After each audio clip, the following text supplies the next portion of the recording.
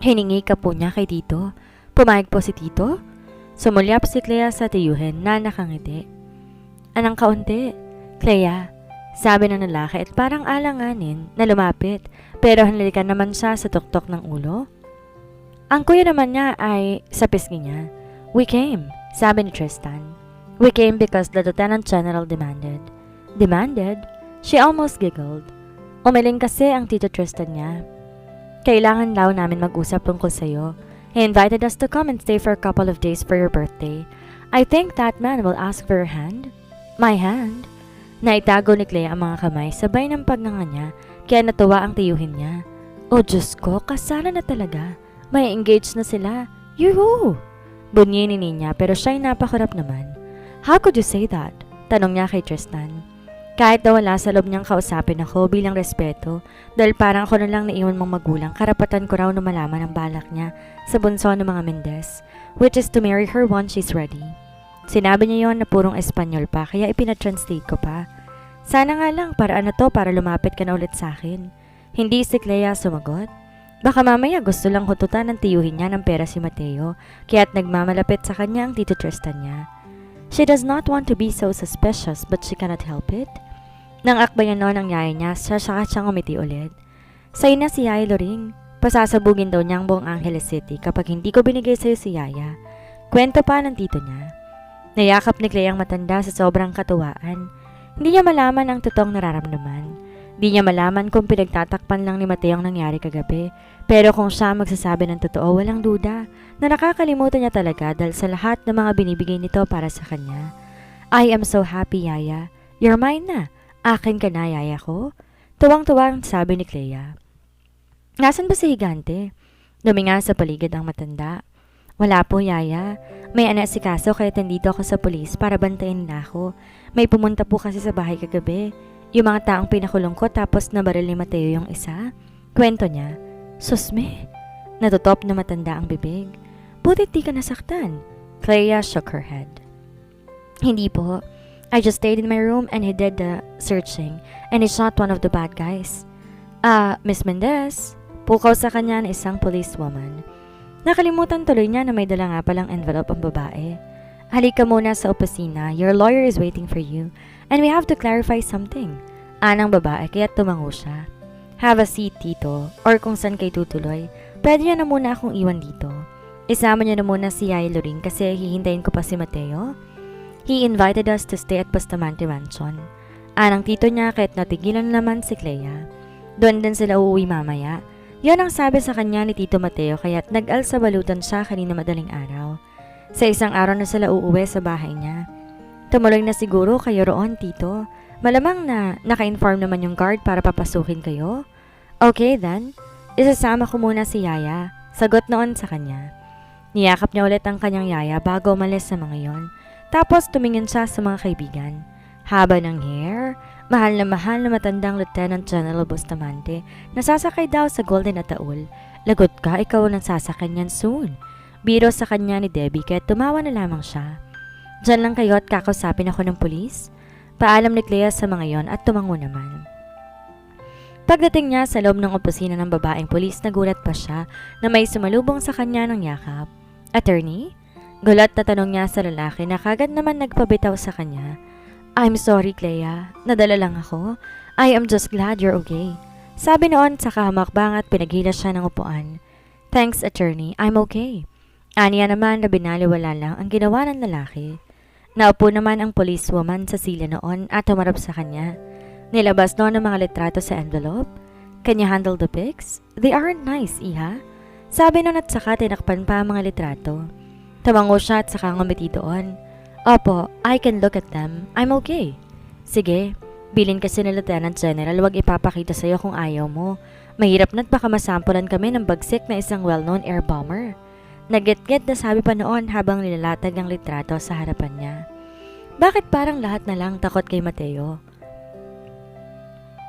Hindi naman ito ganon kasungit talaga. So ito ang mukha ng lalaking nabaril niya. Tinaas ng babaeng isang litrato ng lalaking mukhang unggoy. Yan ang lalaking umakyat sa bintana niya na parang jablo na nakatakas sa munti. May drug sa dugo niya at nasabi ko na yun sa'yo kanina. It is a sexual appetite booster, Clea.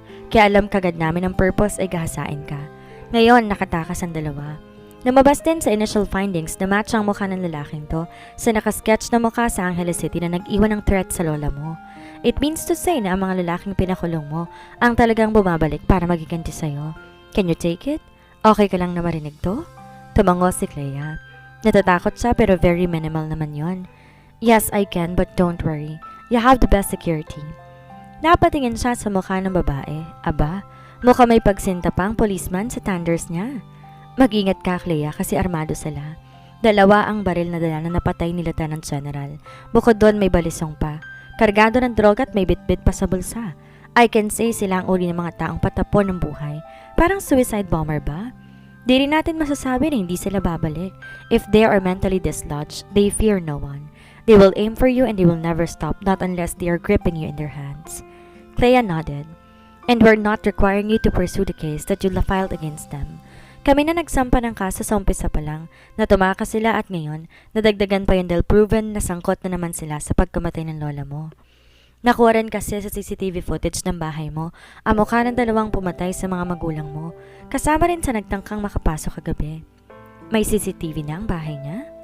Baka iyon ang pinakabit ni Mateo nung araw na busy ang binata sa mga papeles ng opisina habang may mga lalaki nagkakabit ng bombilya sa labas ng bahay niya. Nantumingin si Clea kay Agaton para may lungkot na naman sa mukha noon. I guess we have to end it here. Wala ka bang obligasyon sa kaso ng dalawang yon dahil batas na mismong umuusig sa kanila? We'll just be needed for some interrogation and if the court will require you to speak. Ani Agaton na parang masama pang loob na bitawan siya. Abogado pa rin naman niyang lalaki kahit anong mangyari at ituturing na isang kaibigan kahit sabihin na wala na tong obligasyon pa sa kanya. Don't feel sad. We're still friends and you can still come to visit me anytime. Ngumisi to na parang pinapakita na mahirap paniwalaan na sinasabi niya. Paano si Bustamante? Magwawala yun kapag pinuntahan kita. Bakit naman? Wala namang masama. Ako naman magsasabi sa kanya. Tsaka sinabi ko na rin na dapat bukas nandun ka sa birthday mo. I will definitely come. He texted me. Umiling ang lalaki na parang nangingiti na hindi niya maintindihan. Halatang busit pa rin sa akin kasi ang text lang ay, You are invited to my fiancé's 18th birthday at Aero Bar, 6 p.m. Fiancé? Totoong pinaninindigan na ni Mateo ang lahat. Maiwan ko muna kayo, attorney, Clea. Paalam ng policewoman. Sige po, ngiti ni Clea doon. Fiancé ka na niya? Tanong ni Agaton. Agad? Parang nainsulto naman si Clea sa pagkakatanong noon sa kanya. Wala pa naman siyang sinasagot kay Mateo pero na mag-usap sila kagabi habang pinapatulog siya nito. Pagkatapos umalis ng mga polis ay may nabanggit sa kanya na binata na kaya naman daw maghintay ng 2 taon pa hanggang sa sumampa siya ng 20 anyos bago siya pakasalan. At para sa kanya sapat na rin yun kung talagang sila man ang magkakatuluyan. We're letting a couple of years pass before we finalize that thing. But yes, I am his fiancé and I agreed to all of his terms. And honestly, nandyan yung tito ko kasi kakausapin yata ni Mitita. Paliwanag naman ni Clea.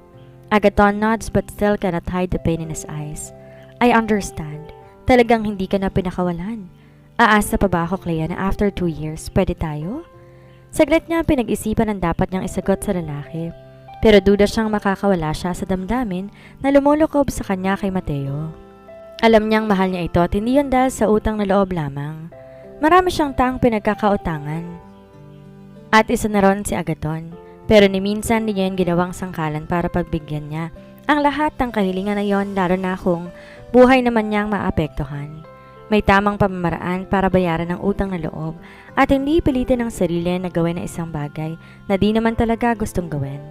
Go find yourself a woman who deserves your affection. I don't think kahanap ako na ibabukod kay Mateo. Di naman ako naghahanap ng maraming lalaki, attorney. Gusto ko lang na isa na nagmamahal sa akin ng totoo at hindi ako pababayaan, she honestly said. Pagkatapos na nangyari sa kanya at sa kanyang mga magulang, naisip ni Clea na hindi na siya nabubuhay sa mundong to para lumala pa hanggat maaari. Gusto niyang lalo pang gumanda at maging mas mabuting tao. Kung si Mateo ang bigay na sa kanya ng Diyos para mahalin, hindi na siya mamimili pa. Halos perpekto ng lalaki para sa kanya. Ano pa ang wala rito na meron sa iba? Palagay niya wala na. He is so lucky to have you. Agaton just said and playfully chucked her chin. No, iling ni Clea. I am so lucky to have him. Di matahimik si Clea sa bintana ng kwarto na inuukupan niya sa mansyon ng mga Bustamante. Nakasilip siya sa walang kasing kapal na kortina na para nagyayelo sa sobrang lakas ng aircon habang hinihintay si Mateo. She is also freezing but she loves the coolness of the room. And one more, it collides with the heat that comes from her body. Di niya alam kung ba't parang nilalagnat siya pero kapag naiisip niya si Mateo, parang lalo siya nagkakasinat. She's not sick, she's just missing him. His touch, his embrace and the way how he kisses her intimately. Kumain na siya kanina pa kasi pinipilit na siya ng mitita niya at ng kanyang yaylo ring. Ayaw pa sana niya dahil gusto niyang kasabay si Mateo pero baka raw matagalan pa yon, sabi ni Tita Jesusa. Kaya, napilitan na siyang sumubo ng ilan. Nasa ibaba pa ang tito niya kausap ang mommy ni Mateo. Inihatid na siya kanina ng 2 pulis dahil may order pala ang binata. Naiuwi na raw siya kapag alas 7 na at wala pa rin ito.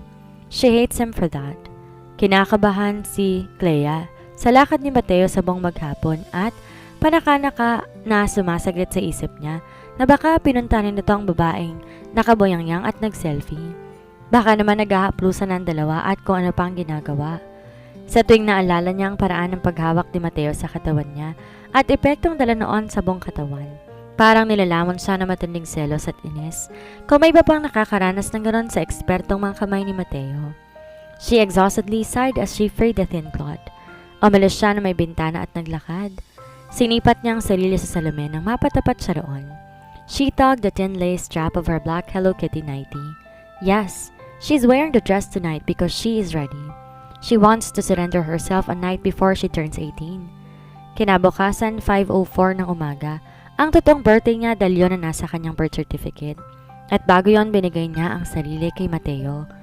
Dumaan ang kaba sa dibdib niya, lalo na makita niya kung gaano siya ka-daring. Halos labas na ang pigi niya sa sobrang ikli ng damit at panty lang ang kapartner noon. Nakalaso pa sa 2 tagiliran at ang liit-liit pa. Ni minsan sa buhay niya hindi siya nagsuot ng ganon. Even when she joins swimming with her friends and takes her swimming classes in school.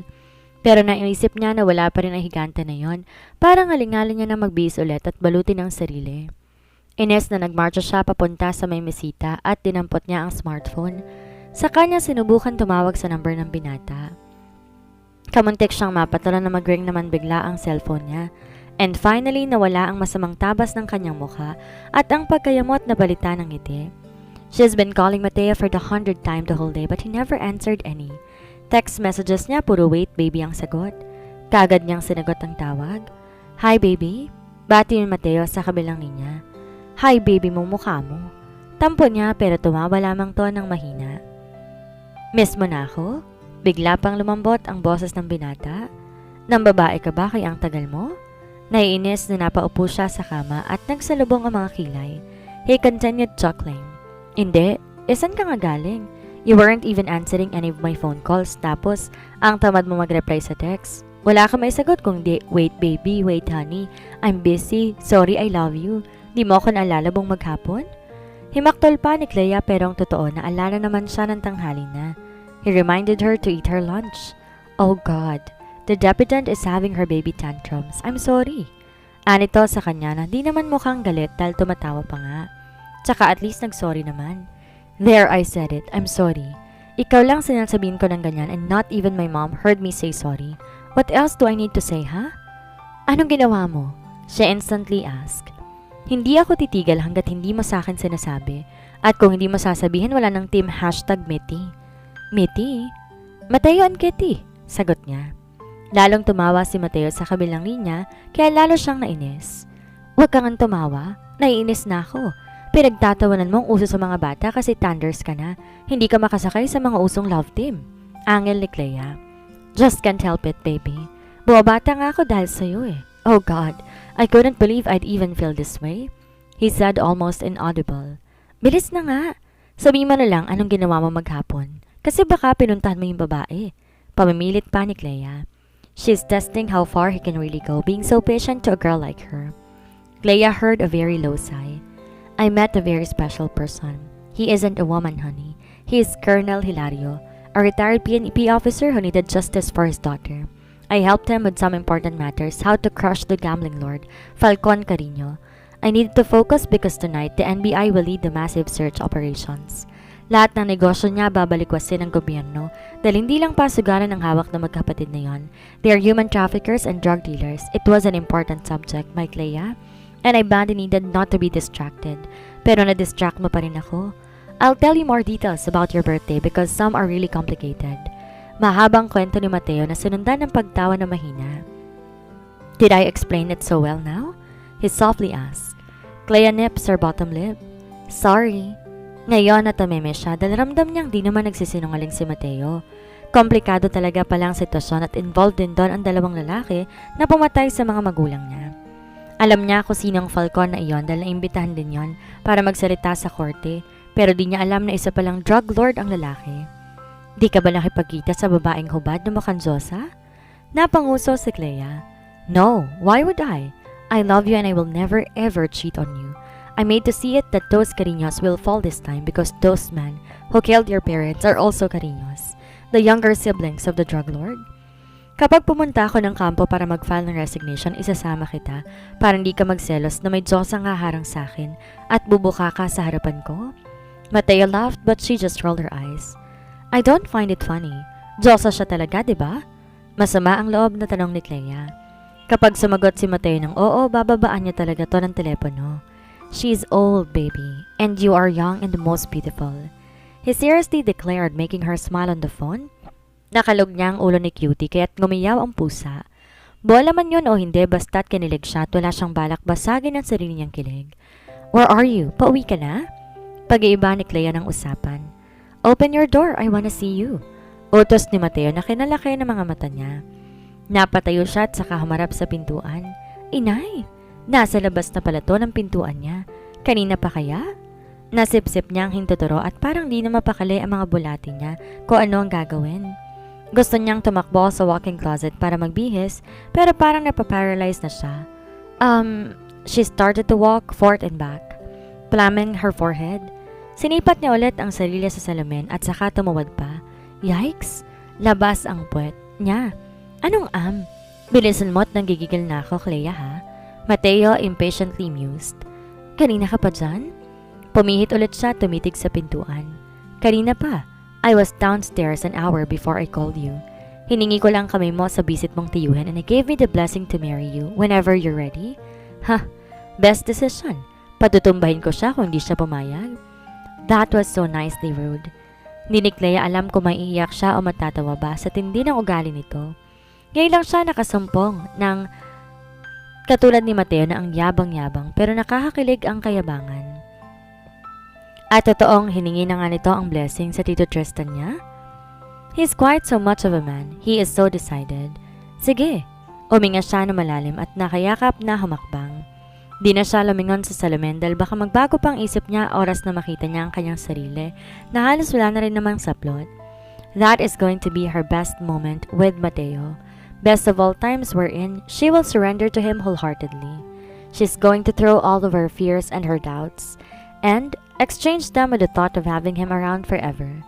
Sa dami na nangyari sa buhay niya, naniniwala pa rin siya na masaya ang buhay at palaging pagkatapos ng kalungkutan, bibigyan pa rin siya ng Diyos ng kaligayahan.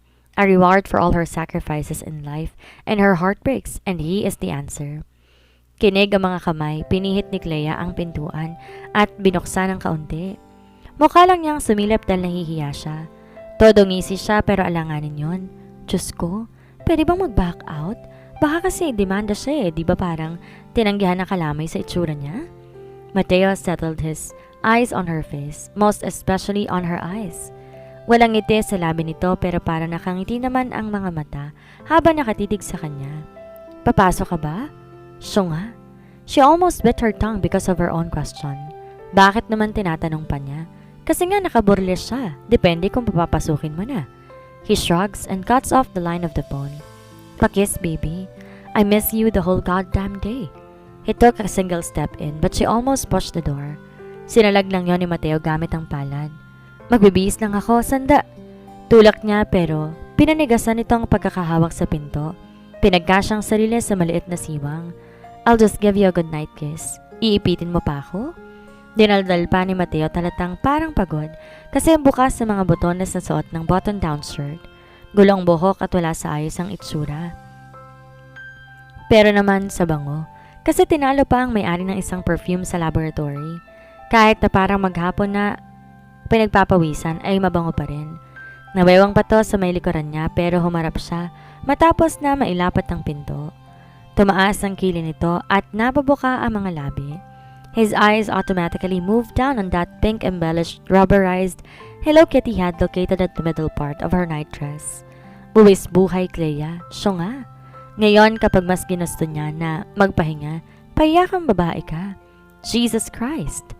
He uttered and parted his lips again in disbelief. He sticks out his tongue and licks his lower lip. Clea never found the courage to look up at him that moment. Para si Clea ang lalamunin ng lupa sa hiya dahil halos madurog na ang cellphone niya sa sobrang higpit ng kanyang pagkakahawak. She knows exposed she is and she can feel it in Mateo's gaze. He's burning her flesh in anticipation to help her set free and be his woman tonight and for the rest of her life. You're still 17 tonight, baby. Anito sa kanya. Alam niya na alam na nitong ibig sabihin ng pagsusuot niya ng kapirasong tela na yon. She lifted her face and looked at him, trying to stand so confidently brave. Ayaw mo? Taas noon niyang hamon. Mateo pulled the corner of his lips for a very devilish simper. You know I love to, he frankly said.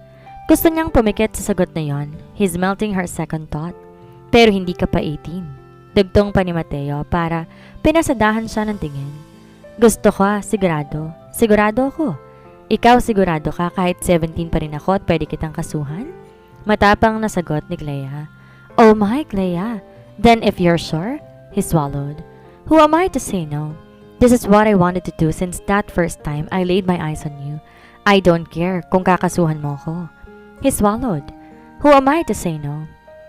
Kahit pagod ka na, pwede pa? Paniniguro ni Clea habang titig na titig. Sa mga mata nitong parang pinaghalo-halo na ang emosyon. Lalong lumaki ang ngisi ni Mateo at binukas ang dalawang barso. He's now welcoming her. Try me, baby. Come here and let me start taking that lovely dress off. Hahakbang sana si Clea pero ginuso nitong doorknob. Lock it. Tumikim siya. Nakalock na. She said that made him chuckle. No backing off, no regret, no tears, no pain. Marry me after 2 years or soon after you decide, he told her. Tango ang sinagot ni Clea. When he tilted his head and shrugged, that's when she moved forward. She made quick movements. Ayaw niya na maging mabagal dahil baka magbago pang isip niya. She wants him to be her first in everything and no one to follow. Clea tiptoed when she reached him. She clung her arms over his nape and Mateo swooned down to meet her lips. You look so adorable, he whispered as he hauled her by waist aggressively and kissed her lips hungrily. He lifted her feet off the floor and wrapped her legs around his waist. Clea, he cursed. Tumingin to sa mga mata at napapanunok si Clea na nakikitang pagnanasa sa mga mata ni Mateo. She doesn't see him as a man of perversion. Wala siya nakikitang imahe ng isang kriminal at rapist sa mukha ni Mateo. May nakikita siyang pagmamahal sa mga mata nito habang nakatitig sa kanya. Yung mga titig na nagdaang araw, katulad pa rin na nakikita niya ngayon sa tuwing nangangako na hindi siya pababayaan at hindi siya hahayaan na masaktan. She pressed her lips on his after a brief while, and he passionately claimed her mouth. Hindi pa siya makatagon sa una dahil hindi naman siya marunong humalik, pero pinag-aralan niya ang galaw ng mga labi nito.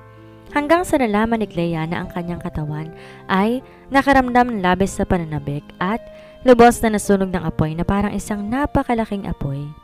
Ginaya niya ang galaw ng mga labi ni Mateo, ngunit hindi sinasadyang binulik ang kanyang ulo para ialay sa kanyang leeg na may kasamang mahinang halinghing. Nakuha niya ang gusto niya dahil tinutukan ni Mateo ang baba niya pababa. Mateo! Umiyak siya at hinila ang buhok niya. It was an unknown response when her belly aches. Her body was tossing reaction she's not aware that she could even do. I love you before and much more right after this. Case Clea? Bulong ni Mateo sa ilalim ng baba niya. Tumango si Clea at hinawakan na mas mahigpit ang ulo niya. Sinagot to ng sexing ungol. Di ni Clea alam kung anong demonyo ang sumanib sa kanya pero iba siya. She's showing her wild side. Her womanly side and not the timid teen Clea. Or because Mateo is helping her to unveil her innermost character as a woman of passion and amour. At dito na po nagtatapos ang kabanata ng ating kwento. At sana'y muli niyo po akong samahan sa mga susunod pang kabanata. Maraming salamat po. Ingat po tayong lahat.